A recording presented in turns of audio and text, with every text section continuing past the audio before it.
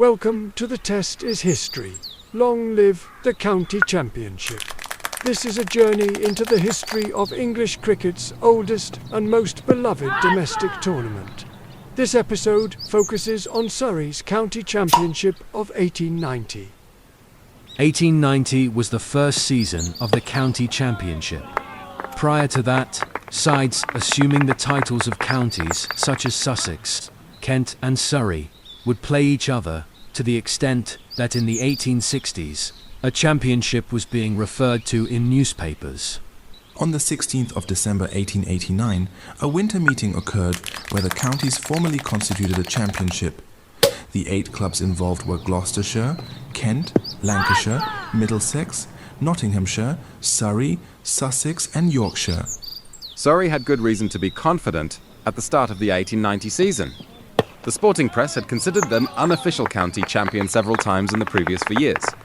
They had been capably captained by John Shooter since 1880. As a batsman, Shooter was small and graceful. His batting skills were good enough for him to be selected for England in 1888, but it was as the captain of Surrey that he would be remembered. Shooter had an excellent team at his disposal. 32-year-old Bobby Abel from Rotherhithe had just returned from a tour of South Africa, where he had scored his first century for England. Another Surrey batsman, Maurice Reid from Thames Ditton, had joined Abel as part of that England team. Reigate-born Walter Reid, an amateur and no relation to Morris, was also an established Test batsman, 25-year-old Kingsmill key, Streatham-born and Oxford-educated and 22-year-old Bill Lockwood, who had qualified for Surrey after beginning his career at Nottinghamshire, joined the batting order. The wicket-keeper was Harry Wood, a decent batsman with international experience. The bowling was spearheaded by George Lohmann, an international player of great repute, who was also a fine batsman. Lohmann would be ably assisted by fast-medium bowler John Sharp, like Lockwood, hailing from Nottinghamshire. On occasion, the Cambridge medium pacer, Edward Streatfield, would join the attack, but Lohmann and Sharp could usually be relied upon to be amongst the wickets. Surrey's 1890 season began at Kennington Oval on the 22nd of May. Against the touring Australians, John Shooter won the toss and elected to bat. Walter Reid top-scored with 87, but J.J. Ferris took 4 wickets for the Australians to restrict Surrey to a total of 200. Despite a 5-wicket haul from John Sharp, Jack Blackham's 75 gave the Australians a 78-run lead in the first innings. J.J. Ferris and John Lyons were on hand to dismiss Surrey for 156 in the second innings. This meant Billy Murdoch and Harry Trott were able to steer the tourists to a comfortable 8-wicket victory. Surrey then visited Trent Bridge to play Nottinghamshire on the 26th of May. The hosts won the toss and batted first. George Lohmann took 6 for 81 for Surrey, but Billy Gunn scored an impressive 82 to take, not to a total of 231. Surrey were then dismissed for 153 with Frank Shacklock taking 5 wickets for the hosts. In their second innings, Notts made 182, with Arthur Shrewsbury's 38 the top score. Shrewsbury would go on to become the county championship's leading run scorer of 1890. Despite spirited efforts from Bobby Abel, Walter Reid and George Lohmann, Surrey were dismissed in their second innings for 152, with Shacklock taking another 5 wickets to give Notts victory by 108 runs. Gloucestershire visited the Oval on the 29th of May, with Surrey still awaiting their first victory. After winning the toss and batting, Surrey amassed an impressive 464, with Maurice Reid's century being the pick of a fine team performance. It was the first century for a Surrey player in the county championship. Despite sharing the same surname, Maurice Reid was no relation to his Surrey and England teammate, Walter Reid. Maurice Reid was a professional, whose batting artistry was reminiscent of an amateur, a popular player amongst his teammates, and a great friend of George Lohmann. Maurice Reid toured Australia 4 times in his career. John Sharp led the way with the bowling, taking 6 wickets, including those of the famous Grace brothers. Gloucestershire's first innings total of 238 meant Surrey could enforce the follow-on. The hosts got off to a dream start, with George Lohmann dismissing W.G. Grace for 1, John Sharp. Then took 8 for 27 as Gloucestershire were skittled out for 74. This gave Surrey their first win in the county championship. John Sharp had arrived at Surrey after failing to gain a place in the Nottinghamshire side, which was regularly classed as unofficial champion county in the early to mid-1890s. Sharp was a pacey bowler who could make the ball break from the off and was especially effective on hard wickets. 1890 proved to be his best season, and his form would earn him a place in the England Test team which beat Australia at the Oval later that summer. On the 9th of June, Surrey visited Old Trafford for their fixture against Lancashire. Surrey won the toss and batted, but a 5-wicket haul from Johnny Briggs ensured they were dismissed for just 69. But in response, George Lohmann took 6 for 33 as Lancashire collapsed to 61 all out. Surrey went into bat again and lost 9 wickets by close of play, meaning 29 wickets had fallen in just one day's play. Johnny Briggs took 6 for 60, but Surrey edged to 103 all out. George Lohmann then took 7 for 21, as Lancashire were all out for 50. Surrey had achieved a 61-run victory. The Cambridge University team that visited the Oval on the 12th of June included 5 players who would go on to play Test cricket. Cambridge University batted first with John Sharp taking 6 wickets to restrict Cambridge to a total of 208. Kingsmill Key then scored 78 as Surrey replied with 237. Cambridge scored 175 in their second innings with future England internationals Francis Ford and Gregor McGregor amongst the runs. In the run chase, Surrey slipped to 72 for 8 thanks to 6 wickets from Edward Streatfield, but the home side clung on for the draw. There followed a gap in Surrey's fixture list as Kennington Oval was used for a match between the south of England and the Australian tourists. 5 Surrey players were selected for the south. Walter Reed scored an impressive 90. George Lohmann took 8 wickets and wicketkeeper Henry Wood was also involved in 6 dismissals as the South beat the Australians by 97 runs. On the 23rd of June, Surrey travelled to Ashley Down Ground in Bristol to face Gloucestershire.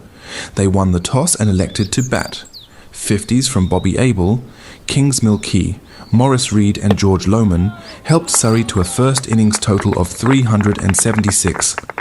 Gloucestershire fell to 131 in their response. John Sharp took 6 wickets and was supported by 2 wickets each from George Lohmann and William Roller. Roller was a useful all-rounder whose career was curtailed by injury. 1890 would be his final season in first-class cricket, but he would also serve as Surrey's vice-president. Gloucestershire followed on, but despite 77 from E.M. Grace, they were dismissed for 183, with Walter Reid taking 4 wickets as Surrey triumphed by an innings. Surrey returned to the Oval on the 26th of June for the visit of Middlesex.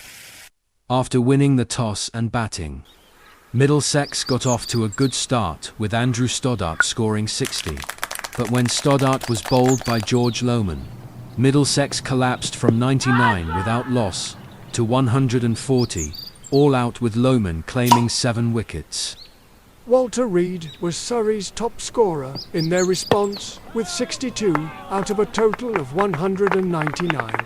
George Lohmann and John Sharp both took 5-wicket hauls as Middlesex scored just 57 in their second innings to give Surrey an innings victory. On the 30th of June, Surrey visited Bramall Lane, Sheffield to face Yorkshire. There was no play on the first day, but when the match started, George Lohmann's 6 for 46 restricted Yorkshire's first innings to a total of 110. In the course of the match, Lohmann passed 1,100 first-class wickets, but Bobby Peel, the Yorkshire and England slow left armour, was equally effective for the hosts, taking 8 wickets to dismiss Surrey for 129. However, there was not time to complete the match, which ended in a draw with Yorkshire on 71 for 4 in their second innings. Surrey's next match was against Sussex at Hove on the 10th of July. After batting first, Surrey's innings of 291 was led by 80 from Walter Reid and 56 from Maurice Reid. Walter Reid was an amateur whose appointment as Assistant Secretary of Surrey in 1881 enabled him to devote his life to cricket. He had been at his peak in the mid to late 1880s when Surrey established themselves as the champion county. He was a batsman who liked to play forwards and was seen at his best on lively wickets. He represented England 18 times between 1883 and 1893. George Lohmann then took 7 for 43, as Sussex were all out for 96. 3 of Lohmann's wickets came from stumpings by wicket-keeper Henry Wood hailed from Kent, for whom he made his first-class debut. After accepting an appointment to take charge of the Streatham Club ground, he was able to qualify for Surrey by residence. He went on to keep wicket for England in 4 tests. In his final innings in Test cricket, he scored 134 not out, finishing his Test career with an extraordinary average of 68. Surrey enforced the following, and this time John Sharp took the bulk of the wickets with 7 for 35, as Sussex fell to an innings defeat. Another visit of the Australians to Kennington Oval provided Surrey with a break from the county championship on the 17th of July. After the tourists won the toss and batted, George Lohmann got to work with a 5-wicket haul. He was supported by Bill Lockwood. The 22-year-old Lockwood was primarily selected for his batting. However, in this match, Lockwood gave a glimpse of how his career would progress, taking 4 Australian wickets with his fast bowling. These skills would later see Lockwood representing England in Test matches. The Australians were dismissed for 199. Lockwood opened the batting in Surrey's reply, scoring 48. Walter Reed added 57. And Surrey registered 277 in their first innings, with Hugh Trumbull taking 5 wickets for the Australians. In the Australian second innings, 4 Surrey seamers took wickets, including Bill Brockwell, whose first-team opportunities in this campaign were limited. Nevertheless, Brockwell would go on to enjoy success as an all-rounder in future seasons, being picked for England in 7 tests. The match ended with the Australians on 93 for 6 in their second innings. Surrey could feel satisfied that they played the better cricket in this drawn match. 2 days later, Maurice Reid, Walter Reed and George Lohmann would all face Australia again in the first test, with England winning by 7 wickets. On the 28th of July, Sussex played their return fixture at the Oval. Once again, Surrey batted well in the first innings, with Bobby Abel scoring 79 in a total of 392. Abel enjoyed a 91-run first wicket stand with John Shooter. He then put on over 100 more with Robert Douglas. Douglas had played cricket and rugby for Cambridge University and would go on to become a headmaster and a priest. Batting down the order, Robert Henderson and Henry Wood also made important runs. Henderson, a Welsh cricketer, had enjoyed a successful season in 1889, making him one of the Wisden Cricketers of the Year in 1890. The bowling of George Lohmann proved too much for Sussex, as he took 7 for 36, leaving the visitors all out for 91. Sussex were forced to follow on, and they fared little better, with Lohmann and Sharp taking 5-wicket hauls as Surrey achieved a comprehensive innings victory. Nottinghamshire were the next team to visit the Oval on the 4th of August. Surrey batted first, and Bill Lockwood scored 66, as they registered 253 in their first innings. John Sharp then took 7 for 51, as the visitors were dismissed for just 83. However, after being made to follow on, Nottinghamshire's experienced batsmen rallied with Arthur Shrewsbury, Billy Gunn and Billy Barnes, all amongst the runs. Surrey had to bat again, but achieved their target with comparative ease for a comfortable 7-wicket victory. Surrey travelled to St Lawrence Ground, Canterbury on the 7th of August to face Kent. George Lohmann took 5 for a 67 as the home side were dismissed for 177. Kingsmill Key scored a 50 in Surrey's response to give the visitors a useful first innings lead. Kingsmill Key was a stockbroker and a member of the London Stock Exchange. In 1887, Key's 281 for Oxford University against Middlesex remained the highest first-class score for Oxford for over a century. He would go on to succeed John Shooter as Surrey captain, leading them to championships 3 times. In response, 72 from Kent's Allochurn in their second innings gave Surrey a difficult task in the run chase. Thankfully for the visitors, George Lohmann showed his value as a batsman with his 28 not out, proving essential in a nail-biting 1-wicket victory. The following week, Surrey were playing Middlesex at Lord's, but in the meantime, 4 of the team had been selected for England for the second test against Australia at the Oval. Walter Reed, Maurice Reed, George Lohmann and John Sharp were part of the England team that won a thrilling test by 2 wickets. Against Middlesex, Bobby Abel scored 151 not out as Surrey recorded an impressive 425 in their first innings. Nicknamed the Governor, the serious-looking Abel stood at just 5 foot 4 inches tall and was known for his unconventional cross-batted shots. Abel had been part of the England tour of South Africa the previous winter, where he'd scored a test century at Cape Town. However, his form since returning to England had not merited selection for the Ashes series. His performance in this match was a reminder to the selectors of his status as one of the country's premier batsmen. He would be the leading run scorer in the county championship several times in future years. Middlesex had little response to the Surrey total, with Lohmann and Sharp sharing 18 wickets between them, as the hosts were twice dismissed cheaply, suffering an innings defeat. Surrey then returned to the Oval to entertain Lancashire. Bobby Abel continued his rich run of form with 146 in Surrey's first innings. Maurice Reed also scored 77 to ensure Surrey posted a healthy 317. In this match, Surrey were able to call on the services of Edward Streatfield, who had been in impressive form against them earlier in the season when playing for Cambridge University. Streatfield and George Lohmann each took 8 wickets as Lancashire were dismissed for 110 and 131, giving Surrey their second consecutive innings victory. By this point, Surrey had become the winners of the inaugural county championship. But there were still 2 fixtures to complete.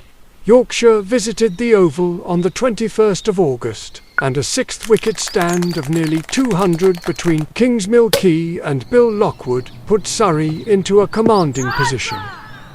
Lockwood's century demonstrated his batting abilities, but the following season, after learning much from George Lohmann, Lockwood would establish himself as a frontline bowler, becoming the leading wicket-taker in the county championship in 1892. It was as a fast bowler that he would enjoy a successful international career. Lohmann and Streatfield soon got to work to dismiss Yorkshire for 137, enabling Surrey to enforce the following. However, Yorkshire's George Olliott scored 90 in their second innings to give Surrey a target of 92. England's Bobby Peel and debutant George Harrison then skittled out Surrey for 76, meaning Yorkshire won by 15 runs.